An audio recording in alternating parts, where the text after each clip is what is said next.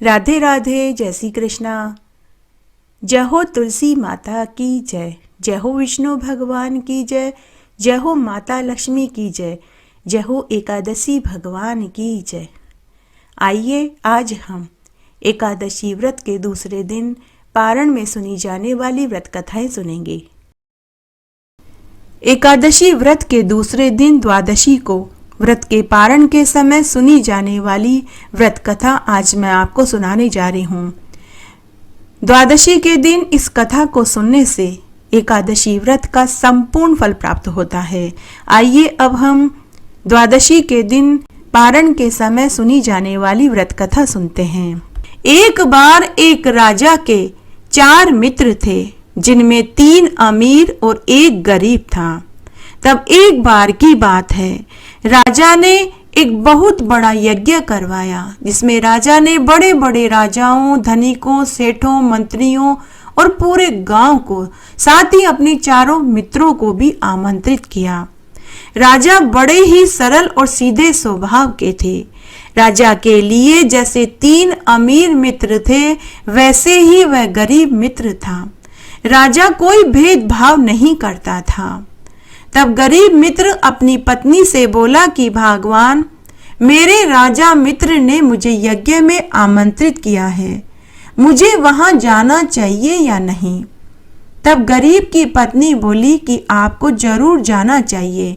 मित्रता में क्या अमीरी क्या गरीबी? अमीरी गरीबी तो मनुष्य को किस्मत से मिलती है, इसमें हमारा क्या दोष है? तब गरीब मित्र ने अपनी पत्नी से पूछा कि भगवान, वो सब तो ठीक है, लेकिन राजा को भेंट में मैं क्या दूंगा? हमारे पास तो कोई कीमती वस्तु ही नहीं है। तब उस गरीब की पत्नी बोली कि हमारे पास 2 लड्डू गोपाल हैं और एक तुलसा जी का पौधा है। आप 2 लड्डू गोपाल में से 1 लड्डू गोपाल और तुलसी का पौधा भेंट में दे देना। मैं लड्डू गोपाल को सुंदर सुंदर वस्त्र पहना दूंगी और बढ़िया से सजा दूंगी। तब वह गरीब बोला कि ठीक है भगवान, ऐसा ही करता हूँ। तब उस गरीब की पत्नी ने लड्डू गोपाल को सुंदर सुंदर रेशमी वस्त्रों को सिलकर पहना दिया, हाथ में बांसुरी पकड़ा दी, पगड़ी पहना दी, पाँव और हाथों में सुंदर सुंदर कड़े और पायजे पहना दिए। तब आयोजन वाले दिन राजा के महल में सबके साथ वह गरीब मित्र भी पहुंच गया। महल की शानो शौकत देखकर गरीब मित्र एक कोने में जाकर के खड़ा हो गया। राजा के महल में बड़े बड़े साधु संतों की मंडली थी। राजा महाराजाओं का समूह था। बड़े बड़े नामी पैसे वाले सेठ थे। साथ ही राजा के 3 अमीर मित्र भी वहीं खड़े थे। जब गरीब मित्र ने अपने अमीर मित्रों को देखा तो वह भी उनके पास जाकर के खड़ा हो गया। तो तीनों अमीर मित्रों ने गरीब मित्र से कहा कि अरे फकीर, दूर हट के खड़ा हो, तेरी क्या औकात है जो तू हमारे पास आकर खड़ा हो गया? और हाँ, तेरी इस पोटली में क्या है? राजा के लिए क्या भेंट लाया है? तब उनमें से एक मित्र बोला कि अरे, सुदामा के 2 मुट्ठी चावल लाया होगा। यह सुनते ही तीनों अमीर मित्र जोर जोर से गरीब मित्र के ऊपर हंसने लगे। बेचारा गरीब मित्र अपनी भेंट वाली पोटली को अपनी खाक में दबा करके वापस उसी कोने में जाकर के खड़ा हो गया। उसके बाद पंडितों ने यज्ञ किया। यज्ञ पूरा हुआ, प्रसादी का वितरण हुआ। उसके बाद सब ने राजा को भेंट प्रदान करी। तब गरीब मित्र ने चुपचाप अपनी भेंट वाली पोटली उपहारों के बीच में ले जाकर के रख दी। उस दिन राजा को किसी से भी मिलने का समय नहीं था। बड़े बड़े लोग राजा के इर्द गिर्द घूम रहे थे। तब गरीब मित्र प्रसादी खाकर वापस अपने घर आ गया। उधर घर पर गरीब की पत्नी ने पूछा कि महल में आयोजन कैसा था? राजा ने आपके उपहार को देखकर क्या कहा? तब गरीब बोला कि अरे भगवान, वहां बड़ी ही शानो शौकत थी। बड़े बड़े राजा महाराजा और धनिक सेठ थे। बड़े महंगे महंगे कीमती उपहार लेकर आए थे। राजा के आसपास बहुत भीड़ थी, इसलिए मैं अपना उपहार उन कीमती उपहारों के बीच में रखकर राजा से बिना बोले ही घर आ गया। इस तरह शाम हो गई। उधर राजा सभी मेहमानों को विदा करने के बाद उपहार में मिले हुए भेंट को खोल खोल कर देख रहे थे। उनमें हीरे जवाहरात, सोने चांदी के आभूषण, महंगी महंगी तलवारें, अस्त्र शस्त्र थे, तो किसी पैकेट में रेशमी वस्त्र और शॉल थे।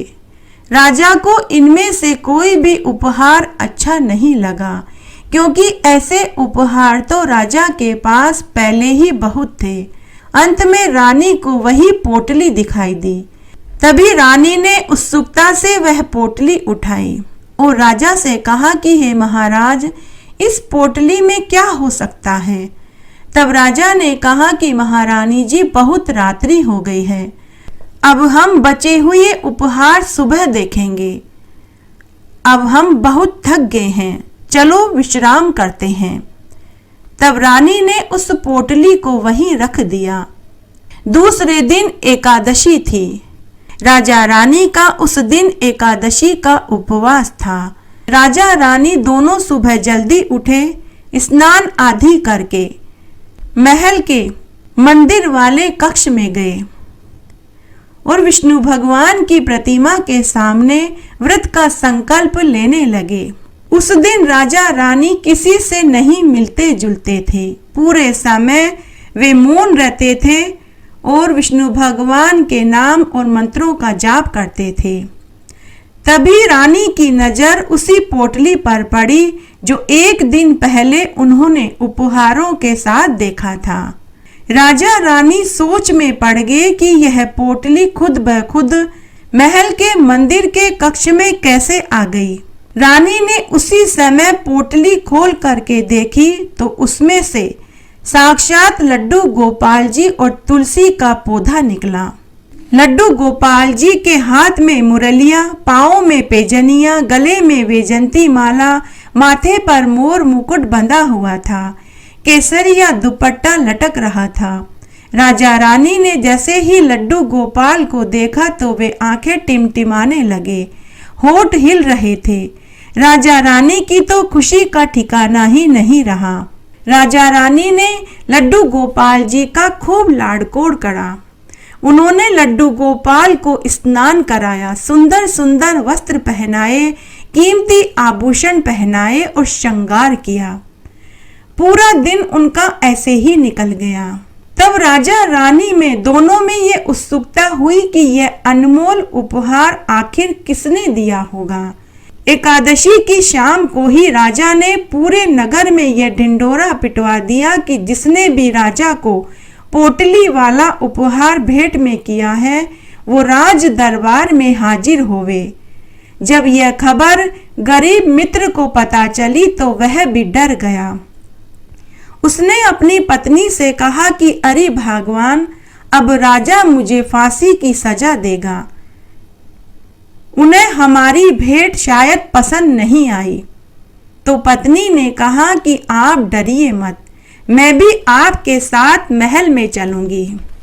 अगर राजा जी आपको फांसी देंगे तो सारा दोष मैं अपने माथे पर ले लूंगी, क्योंकि मैंने ही आपको लड्डू गोपाल और तुलसी का पौधा भेंट में देने का सुझाव दिया था। तो गरीब मित्र बोला कि अरे भगवान, सजा तो मैं ही भुगतूंगा। अरे भगवान, सजा चाहे मैं भुगतूं या तू भुगते, हम दोनों तो एक ही हैं। उधर वे तीनों मित्र भी महल में पहुंच गए और वे आपस में चर्चा करने लगे कि आज तो गरीब मित्र की खैर नहीं, क्योंकि पोटली तो वो ही लेकर के गया था। सारा राज दरबार देखने वाले लोगों से भर गया। तब गरीब मित्र अपनी पत्नी के साथ राज दरबार में पहुंचा। उसके बाद सभी मंत्री, पहरेदार, सभी साधु संत और नगर के जितने भी अमीर लोग थे वे सभी महल में पहुंच गए। अंत में राजा रानी दरबार में आए और सिंहासन पर जाकर बैठ गए। फिर राजा ने कहा कि जिसने भी पोटली वाला उपहार मुझे भेंट स्वरूप दिया था वह आगे आए। तब गरीब मित्र अपनी पत्नी के साथ दरबार में बीच में आकर हाथ जोड़कर खड़ा हो गया। तब वहां खड़े सभी लोग गरीब मित्र को भला बुरा कहने लगे और बोले कि इसे मारो, इसने बहुत बड़ा अनर्थ किया है। इसकी हिम्मत कैसे हुई राजा को सस्ता उपहार देने की, इसे फांसी पर लटका दो। तभी रानी ने राजा के कान में कुछ कहा। तब राजा ने एक तराजू मंगवाई और तराजू के एक पलड़े में सभी के कीमती उपहार रखे और तराजू के दूसरे पलड़े में गरीब मित्र की पोटली रखी। लेकिन पोटली वाला पलड़ा टस से मस भी नहीं हुआ। सब लोग जो गरीब को भला बुरा बोल रहे थे वे सब चुप हो गए। सबने सोचा कि आखिर इस पोटली में क्या है जो सारे कीमती आभूषण सामने रखने के बाद भी पोटली वाला पलड़ा हिल भी नहीं रहा। तभी भीड़ में से एक साधु महात्मा जी बोले कि हे महाराज, इस पोटली में आखिर क्या है, हमें भी बताइए। तब राजा रानी सिंहासन से नीचे उतरे, गरीब मित्र और उसकी पत्नी को सिंहासन पर बैठाया, उसके चरणों को धोया और कहा कि मित्र, तुम इतने दिन कहाँ थे? मित्र, तुम आयोजन वाले दिन मुझसे मिलकर क्यों नहीं गए? मित्र, मैं भगवान कृष्ण तो नहीं, लेकिन तुम सुदामा जरूर हो। फिर राजा ने पोटली खोलकर सबको उपहार में मिले लड्डू गोपाल और तुलसी के पौधे के दर्शन करवाए। वहां जितने भी लोग खड़े थे सबके हाथ अनायास ही जुड़ गए। सबने साक्षात लड्डू गोपाल के दर्शन किए। उस दिन जिसने साफ और सच्चे दिल से जो मांगा उस दिन सबकी मनोकामना पूरी हुई। जय हो लड्डू गोपाल की, जय हो तुलसी मैया की, जय हो एकादशी माता की। वहां सब जोर जोर से नारे लगाने लगे। उसके बाद राजा रानी ने अपने गरीब मित्र को खूब सारा धन दिया। एक ही क्षण में लड्डू गोपाल और तुलसी माता ने गरीब की गरीबी दूर कर दी।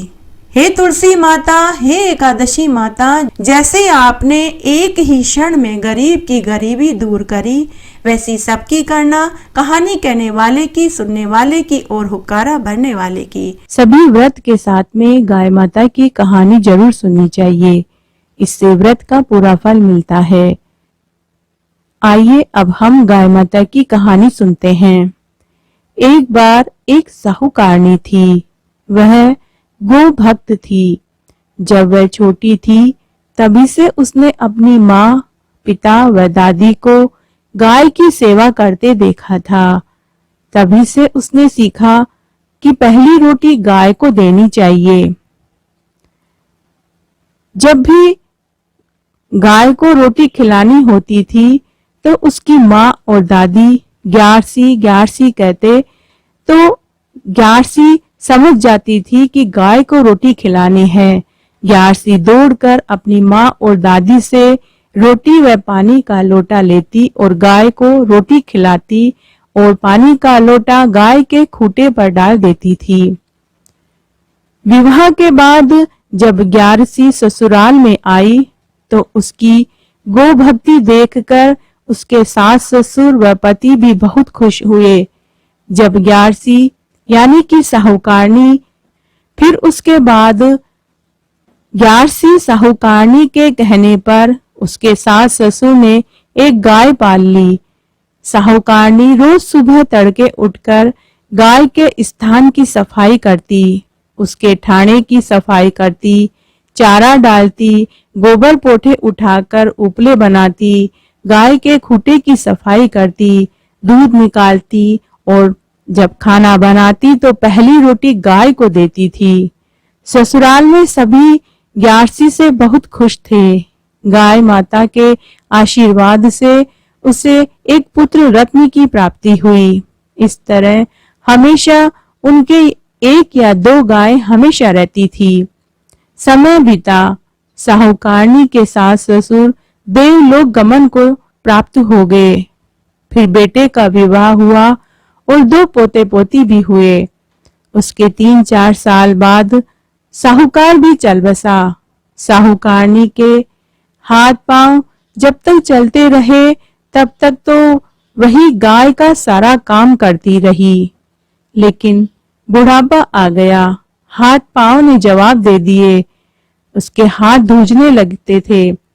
अब उसके हाथ पांवों में वह जान नहीं रही। हाथों में कोई भी चीज वह पकड़ती तो वह धूजने लगते थे। चेहरे पर झुर्रियां और बालों में सफेदी आ चुकी थी। शरीर में आंत और मुंह में दांत ना रहे।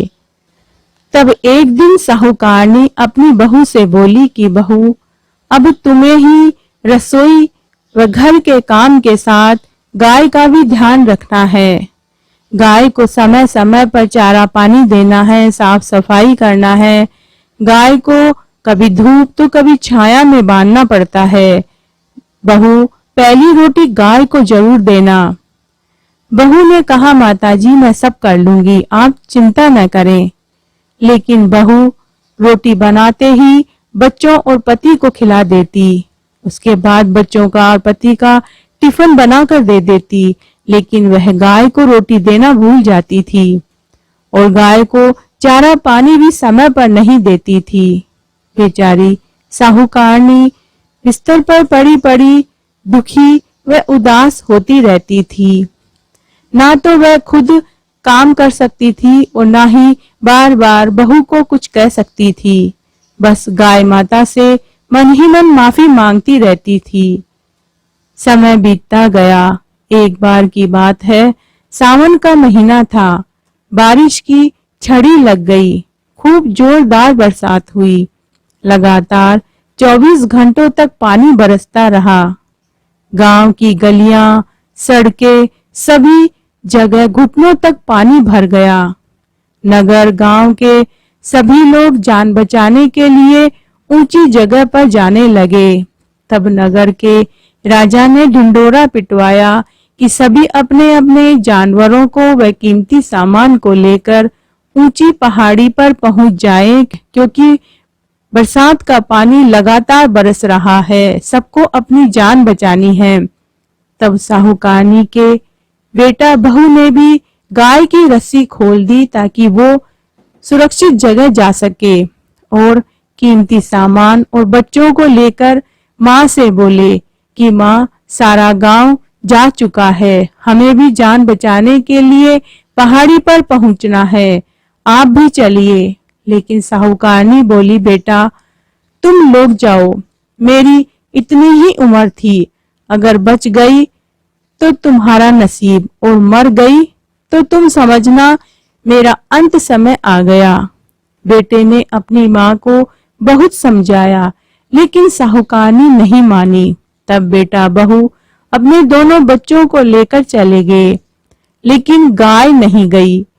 गाय माता साहूकारनी की खाट के पास आकर खड़ी हो गई।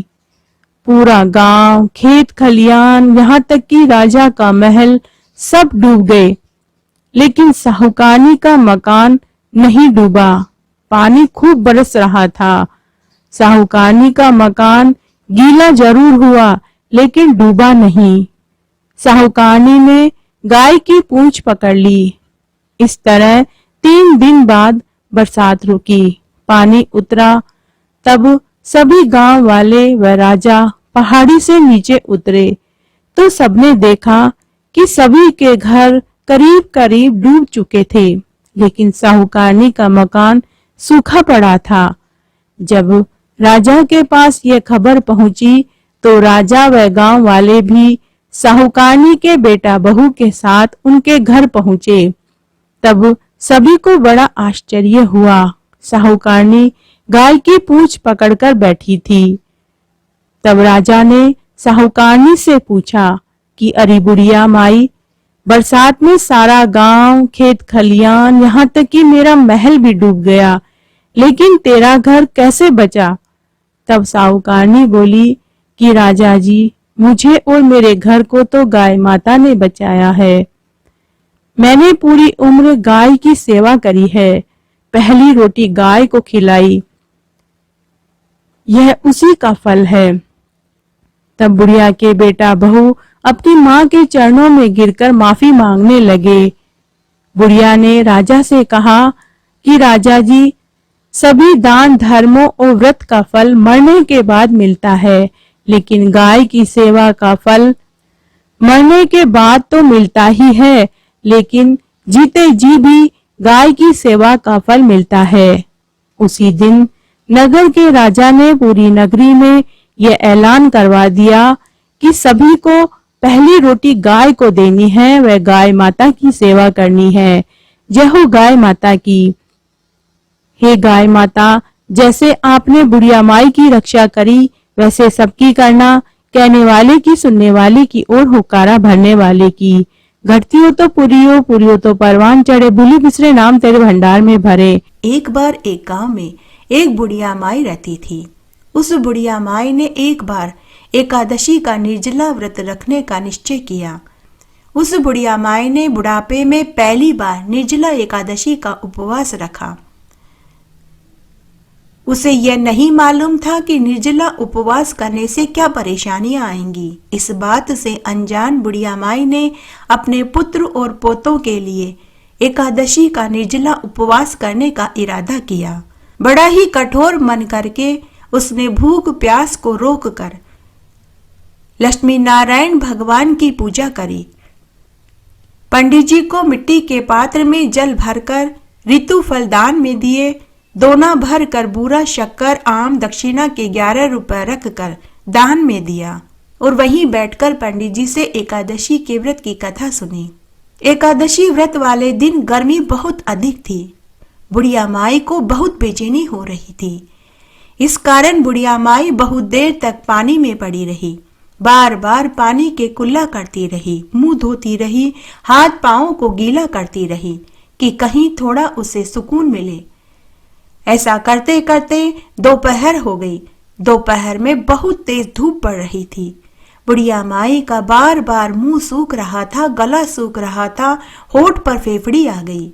बुढ़िया माई का मन बेचैन होने लगा।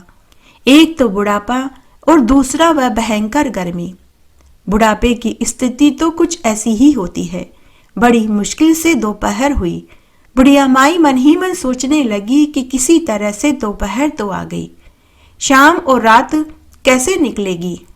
इस तरह सोचते सोचते पूरी दोपहर निकल गई। तभी संध्या का समय हो गया। बुढ़िया माई ने दोबारा फिर से विष्णु नारायण भगवान की पूजा करी, तुलसी के पौधे में दिया बाती करी, भगवान विष्णु की आरती करी और एकादशी माता से विनती करने लगी कि हे एकादशी माता, मुझे मेरा एकादशी का व्रत पूरा करने में मेरी मदद करना। सायंकाल के बाद बुढ़िया माई को बहुत कमजोरी महसूस होने लगी तो वह खटिया पर आकर लेट गई। बार बार करवट बदलने लगी। कभी खटिया से उठ जाती और कमरे और दालान में टहलने लगती। कभी कमरे से बाहर जाती, कभी भीतर आती। उसे कहीं भी शांति नहीं मिल रही थी। बुढ़िया माई खटिया पर पड़ी पड़ी एकादशी माता को याद करती रही और एकादशी माता से विनती करती रही कि हे एकादशी माता, मेरी लाज रखना। आप मुझे इतनी शक्ति देना कि मैं इस व्रत को भली भांति पूरा कर सकूं और यह पहाड़ जैसी रात मैं शांति पूर्वक बिता सकूं। प्यास के कारण बुढ़िया माई की बेचैनी बढ़ती जा रही थी।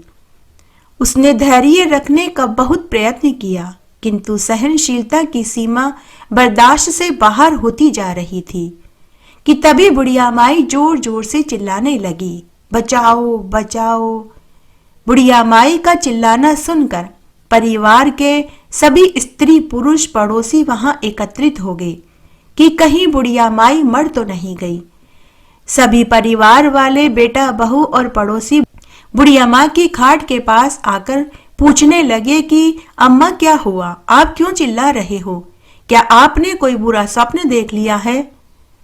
तभी बुढ़िया माई के बड़े बेटे की बहू बोली कि आज पहली बार अम्मा जी ने निर्जला एकादशी का उपवास रखा है। तो सभी ने बुढ़िया माई से कहा कि अम्मा जी, बुढ़ापे में ये कठिन व्रत आपने क्यों रखा है। अम्मा जी, शक्ति से ही भक्ति होती है। बेटा, बहू और पड़ोसियों के ताने सुनकर बुढ़िया माई उनसे बोली कि अरे मेरे तो प्राण निकल रहे हैं और तुम्हें मजाक और ताने सूझ रहे हैं। कोई मेरी छाती पर ठंडे पानी का घड़ा रख दो।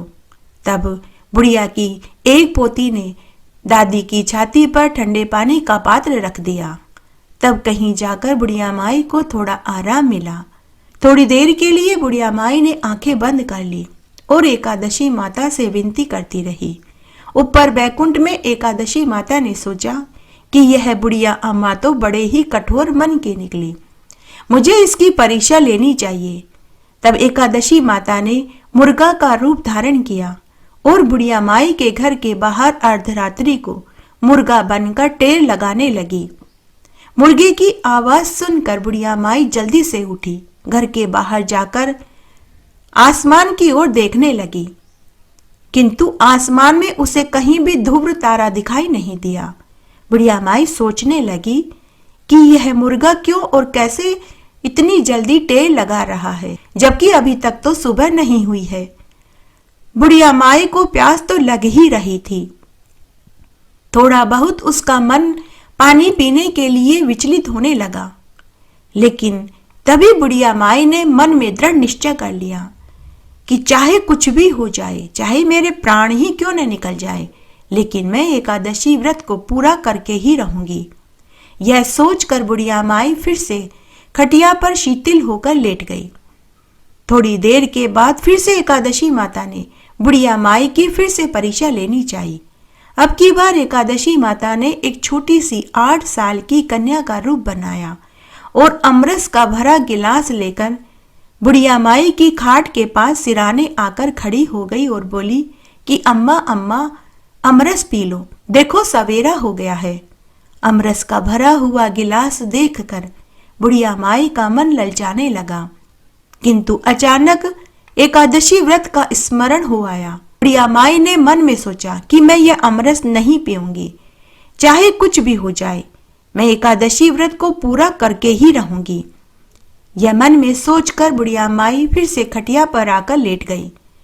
थोड़ी देर के बाद बुढ़िया माई को ऐसा लगा कि किसी ने उसे पानी के कुएं में पटक दिया।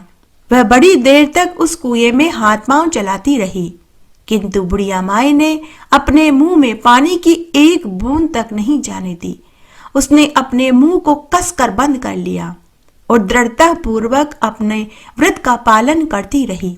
थोड़ी देर में न जाने कहां से उसके सामने आग जलने लगी, जिससे भारी गर्मी बढ़ने लगी। बुढ़िया माई का प्यास और गर्मी के कारण प्राण निकलने लगे, लेकिन बुढ़िया माई का व्रत के प्रति दृढ़ निश्चय लगा रहा कि तभी वह नींद से जाग गई।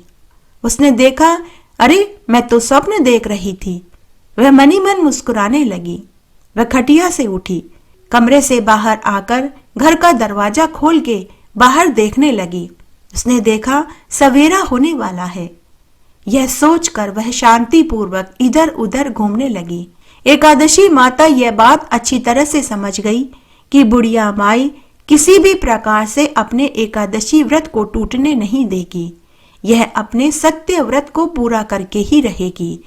उसके बाद बुढ़िया माई ने स्नान किया, विष्णु भगवान का पूजन किया, आरती करी, एक पंडित को बुलाकर एकादशी के व्रत के पारण की कथा सुनी और एक ब्राह्मण जोड़ा जोड़ी और 8 छोटी छोटी कन्याओं को बुलाकर उन्हें खीर पूड़ी सब्जी खिलाई, दक्षिणा के रुपए देकर उन्हें विदा किया। उसके बाद बुढ़िया माई ने समव्रत का पारणा किया।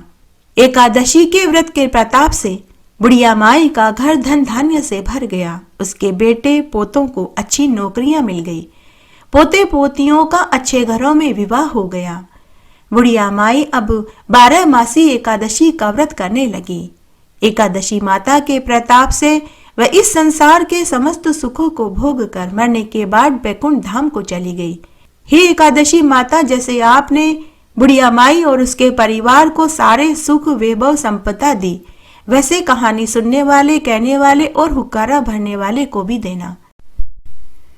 आइए अब हम एकादशी व्रत में सुनने वाली एक पवित्र पौराणिक पुण्य कथा सुनते हैं। एक बार देव ऋषि नारद मुनि बैकुंठ धाम गए। वहां उन्होंने भगवान श्री लक्ष्मी नारायण को प्रणाम किया और उनके चरणों की वंदना करी और उनके चरणों में बैठ गए। श्री हरि ने जब नारद मुनि को आया हुआ देखा तो उन्होंने नारद मुनि से उनके आने का प्रयोजन पूछा। तब नारद मुनि भगवान श्री हरि नारायण से बोले कि हे प्रभु, अब लगता है आपका प्रभुत्व खत्म होता जा रहा है। धर्म और सत्य पर चलने वाले लोगों को दुख उठाना पड़ रहा है। जो लोग अधर्मी हैं, पापी हैं, दुराचारी हैं, वे सुख भोग रहे हैं, उन्हीं का भला हो रहा है। इस पर लक्ष्मी नारायण भगवान नारद मुनि से बोले कि हे नारद, सभी चीजें पहले से ही निर्धारित होती है, सब नियति के अनुसार ही चलता है। हे देवऋषि नारद मुनि, तुमने ऐसा क्या देख लिया जिससे तुम्हारा मन विचलित हो रहा है? तुम अपने मन की सारी बात मुझे बताओ। तो नारद मुनि बोले कि हे प्रभु, मैं पिछले कुछ दिनों से पृथ्वी पर भ्रमण कर रहा था। तब एक दिन मैंने एक गाय को दलदल में फंसे हुए देखा। तब मैं गाय को बचाने के लिए जाने ही वाला था कि तभी मुझे एक शोर सुनाई दिया। एक चोर के पीछे कुछ पुलिस वाले और गांव वाले पड़े थे। वे मुझे उस तरफ भागते हुए आते दिखाई दिए। तब मैं एक पेड़ के पीछे खड़ा होकर उन्हें देखने लगा।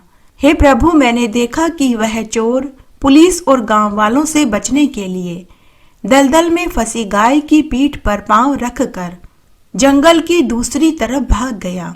उसे भागता हुआ देखकर पुलिस वाले और गांव वाले वापस लौट गए।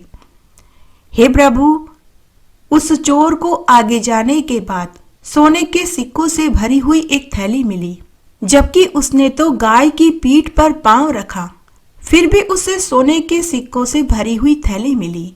हे प्रभु, थोड़ी देर बाद उधर से एक वृद्ध साधु भी गुजरा। उसने जब गाय को दलदल में फंसा हुआ देखा तो उस वृद्ध साधु ने गाय को बचाने की पूरी कोशिश करी। उसने अपने शरीर की पूरी ताकत लगा दी। उसके हाथ, पांव, कपड़े सभी कीचड़ में सन गए, लेकिन उसने उस गाय को दलदल से निकाल दिया। उसके बाद वह साधु जब आगे गया तो वह एक गहरे खड्डे में गिर गया, जिससे उसके हाथ, पैर और मुंह पर गहरी चोट लगी। उस साधु को उस समय वहां कोई बचाने वाला भी नहीं था। हे प्रभु, ये कैसा न्याय है? चोर गाय की पीठ पर पांव रखकर दलदल पार करके गया तो उसे सोने के सिक्कों से भरी थैली मिली, और उस वृद्ध साधु ने गाय को दलदल से बाहर निकाला तो उसकी किस्मत में गड्ढे में गिरना और चोट लगना लिखा था। मुझे ये आपकी न्याय व्यवस्था समझ में नहीं आई। अब लक्ष्मी नारायण भगवान नारद मुनि से बोले कि हे नारद, उस चोर की किस्मत में खजाना मिलना लिखा था, लेकिन उसे कुछ सोने के सिक्के ही मिलकर रह गए, क्योंकि उसने गाय की पीठ के ऊपर पांव रखकर दलदल पार किया था। हे नारद मुनि, तुमने यहीं तक उसका भविष्य देखा। तुमने उसकी अगली योनि में उसको मिलने वाले पाप दोष के बारे में नहीं सोचा। हे नारद मुनि, मैं तुम्हें बताता हूँ कि वह चोर मरने के बाद अगला जन्म कौन सी योनि को प्राप्त करेगा। तुम मेरी नजरों से देखो। देखो, वह चोर मरने के बाद पिशाच की योनि में दुख भोगेगा, जो शायद तुम्हारे देखने से छूट गया। और उस साधु की किस्मत में मरना लिखा हुआ था, लेकिन गाय को दलदल से बचाने के पुण्य से उसे मात्र कुछ चोट लगकर ही रह गई। गाय माता ने उसे जीवन दान दिया है। हे नारद मुनि, तुम देखो, वह साधु अगले जन्म में मेरे ही लोक में आनंद सुख भोगेगा। मनुष्य अपने कर्म फल खुद अपने जीवन काल में भोगता है। जैसा कर्म करता है उसे वैसा फल भोगना ही पड़ता है। प्रारब्ध तो हर किसी को भोगने पड़ते हैं। इंसान के कर्म से उसका भाग्य तय होता है। इसीलिए मनुष्य को अच्छे कर्म करना छोड़ना नहीं चाहिए। यह सुनकर नारद मुनि अत्यंत ही प्रसन्न हुए और भगवान श्री लक्ष्मी नारायण की न्याय व्यवस्था को सुनकर संतुष्ट हो गए और भगवान श्री लक्ष्मी नारायण के नाम का जयकारा लगाते हुए बैकुंठ से अपने लोक को चले गए। जय हो श्री लक्ष्मी नारायण भगवान की जय।